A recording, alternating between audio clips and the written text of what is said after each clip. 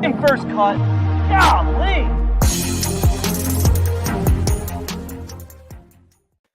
Hello, YouTube friends. It's round 2 recap time for this week's AT&T Byron Nelson plus major news coming from Phil Mickelson. We will break it all down. Hit the like button. Make sure you're subscribed, and we're jumping into it right now. Welcome to the First Cut Podcast. I'm Rick Gehman, joined by Mark Immelman. Mark, first off, welcome in. Good to see you on a Friday. Yeah, I got to tell you, if any Cowboys fans are watching this on YouTube, they're going to love where I'm staying. It's the Omni right next door to the practice facility for the Dallas Cowboys here. And all the glasses have got the Cowboys star on. It's on Cowboys Way. It's a pretty nice spot that's just about 20 miles from the golf course or so.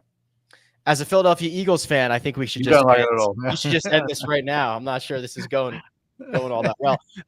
Mark, you and I were actually talking backstage because Phil Mickelson has officially withdrawn from next week's PGA Championship. The PGA of America released a statement that says, quote, "We have just been informed that Phil Mickelson has withdrawn from the PGA Championship. Phil is the defending champion and currently eligible to be a PGA Life member, and we would have welcomed him to participate. We wish Phil and Amy the very best and look forward to his return to golf."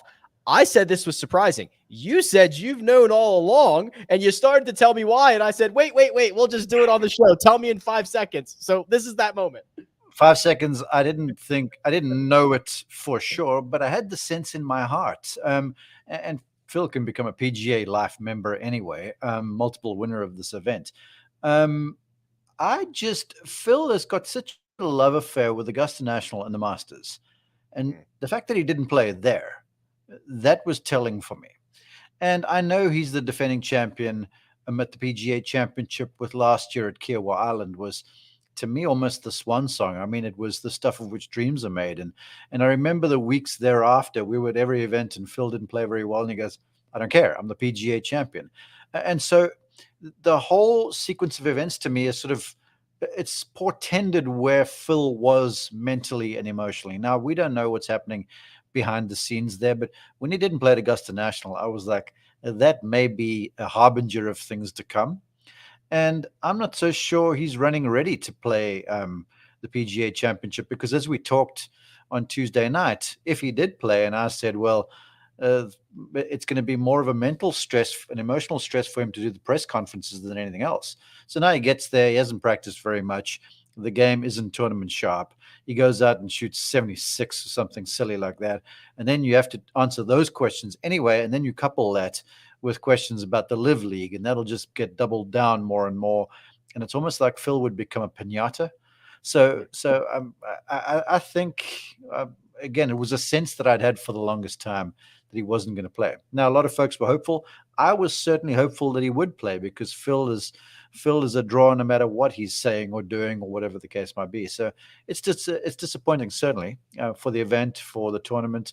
I think the last person defending champ to withdraw was Rory McIlroy, and it doesn't happen very often. McIlroy was injured. So this is not something that happens just every second year or so. So it's out of the ordinary, but still I had the sense that he would keep it under wraps for a little while and make his appearance where we're all thinking he's going to. Yeah, I'm actually now at the point where I just think it's sad. I mean, Mark, think back 12 months ago. Think about the state of golf, how everyone felt after the PGA Championship. I got a text from my aunt, who has never texted me about golf ever. We've never even talked about golf ever. And she said, "Can you believe Phil Mickelson won this major?" I was like, oh my God, this is infiltrating everyone. It was such a high when Phil won the PGA Championship last year, and 12 months later, we're here. I could not even believe the whiplash. Well, yeah, I mean, you said it so well, and I'll just button that up a little bit with a couple of observations. Now, at events where I'm allowed a phone on the golf course, not Augusta National, basically everything else, moments on the 18th green, I sometimes flip out my phone and I just hit record, and if it turns out great, it's awesome. If not, then at least I got the moment sort of saved. I've got Tiger Woods walking down the 18th fairway at Eastlake with a crowd swarming in behind him, if you remember that. And I followed him all the way down up to the winning putt. It's on my phone. Then I've got Rory knocking the winning putt in there at East Lake as well, just because he'd also been through the doldrums some, and you could see when he walked past me just the relief that he had on his face. He still had to go and win. He didn't have a lead like Tiger, and so he knocked it off. And then last year at Kiowa, I was done. I had the penultimate group, and I was standing behind all the crowds in front of the Ocean Course clubhouse. Slight rise so you could see over the fans. And you just saw the Atlantic Ocean on the right, the dunes and stuff, all the fans down the left-hand side. And then they were hugging the green. I mean, folks were basically 2 paces off the edge of the green. And Phil hit the shot, and the crowd went bananas when it hit the surface. Then to come down there, and I recorded this thing because it was a moment. And like you, it was sort of one of those fairy tales come true sort of summer. And it's amazing, time they say is a great healer. In this case, time has gone in the other direction. But we're all the sum total of the decisions we make. And Phil's decided to go the route that he's going. So now we and he are reaping the fruits thereof. So it's sad in a way, but Phil's done what Phil thinks is good for Phil. So, we can't critique him for that. Fascinating stuff. And I'm sure there is more that will come, and we have not heard the end of Phil Mickelson one way or another. We're going to turn our attention to the leaderboard at this week's AT&T Byron Nelson. We're going to talk about the odds. We're going to see all the birdies that have been rolling in. But first, we're going to take a quick break and hear a word from our partners. And we're back, Mark. Well, my goodness, a day of scoring around TPC Craig Ranch. Sebastian Munoz on Thursday shot a 60. He followed that up with a Friday 69, 3 under par, and he remains the favorite according to our friends over at Caesars Sportsbook. But I've got to admit here, Mark, he's longer now than he was yesterday. He's 4-1, and there's a lot of other guys that are much closer because David Skins, Ryan Palmer are also at 15 under with Sebastian Munoz, and we have some big names lurking like Jordan Spieth, Joaquin Niemann, and Hideki Matsuyama. So even though despite all the birdies and all the eagles that were made on Friday, things are actually tightening at the top of the board. I love Sebastian, and the round he shot yesterday was mind-numbing. And I was proud of the way he battled back today because he was over early. And typically here in Texas, you see the winds freshen in the afternoon, but this golf course is essentially defenseless. The Bermuda rough is just thick enough that the ball actually perches up. So if you drive in the rough, you've got no real issue. The greens are running at about 12.5 in the morning. And then Ken Tackett, the rules official, was saying to me that with the humidity in the air, they're slowing at least a foot in the afternoon. So they're going to about 12, 11.8 or so. So you've got receptive greens that are running a bit slower. There's no fright factor. You've got no rough. The fairways are wide, and the zoysia grass, the stuff sits up like T-balls. So it's open season for these guys. And the wind today, it wasn't anything like it was yesterday afternoon. So I was proud of him for battling back. But long-winded to say that 2 rounds in, 2 rounds to go. Look, he's playing great. And I think he does have the advantage of having gone to university just down the way at North Texas in Denton. So he's familiar with his golf course and familiar with the surroundings. So that's playing its way into his favor. But we're 2 rounds away, and there's a lot of golf going on. And we've seen 60 yesterday. We've seen Ryan Palmer and a few guys go bananas today. It's open season for the guys out early in the morning. So if we get conditions where you get the morning wave to just have a field day, and then it freshens the wind in the afternoon and the greens get a little crispy and slower, I don't know. This thing's a long way from over.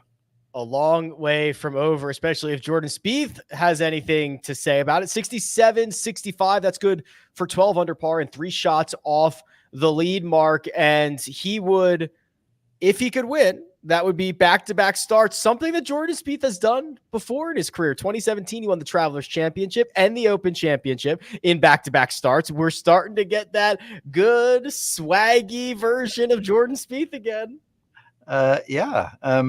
He made one comment to me that was telling, and he said after his round today that he is trying not to put too much pressure on himself, with the home event and being an AT&T ambassador and all of those sorts of things. And look, he's a proud Texan and would love to win an event where, remember, he sort of announced himself to the world as a 16-year-old at the TPC Four Seasons many moons ago. So the fact that he says he's trying to keep it low key and just go and play a little golf, and if he gets going, great. That sort of speaks a lot to how meaningful this event is to him. So look, everyone would love Jordan to be a part of the Sunday afternoon stuff.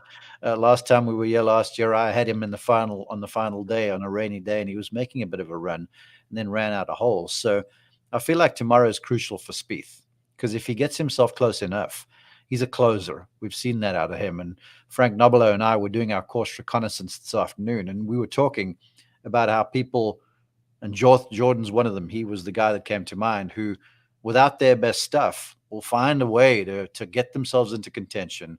And then when they're in contention, find a way to get it done. That win at the Travelers you spoke of, everyone forgets he had a low snap hook off the tee that hit the tree. It dropped down. He was outside at 230 yards, I think, from the par 4 18th, which is normally a driver and a wedge. He hits it in the bunker and then holds the bunker shot. And Daniel Berger then goes, look, this is what Jordan does. He's done this stuff since he was a kid, because that's who he sort of is. The number he puts on the card is the lowest number he could have shot for the day. So if he can get out tomorrow, have himself a good day, clip into the leaders lead a little bit, get himself into the reckoning, he's the kind of guy that wants to finish stuff off. And I'm keen to see how the Texan fans would respond to that. He's capable of willing his golf ball into the cup. I could talk about Joaquin Niemann, 12 under par, 3 back. I could talk about Justin Thomas, 10 under par, 5 shots back. There's a lot of guys in the mix here.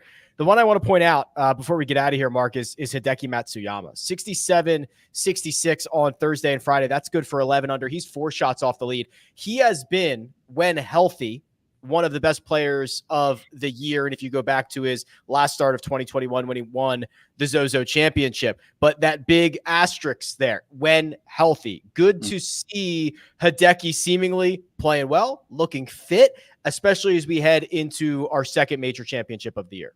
Yeah, he made some swings today. I was out. I wasn't calling the golf. I was just having a look and driving around and watching. And we made a point of watching him for a few holes. He was playing alongside Jason Day. So it was 2 individuals, both Frank and I wanted to see, just get a close up on, with Day making the comeback, the swing changes, showing good form, and Hideki the same sort of deal. And I got to tell you, the both of them look really, really good. And Hideki, the swing was well timed, because always with that slight pause at top, his legs can sometimes outrun him. And that's where you get those sort of savvy one-handed follow-throughs you get out of Hideki.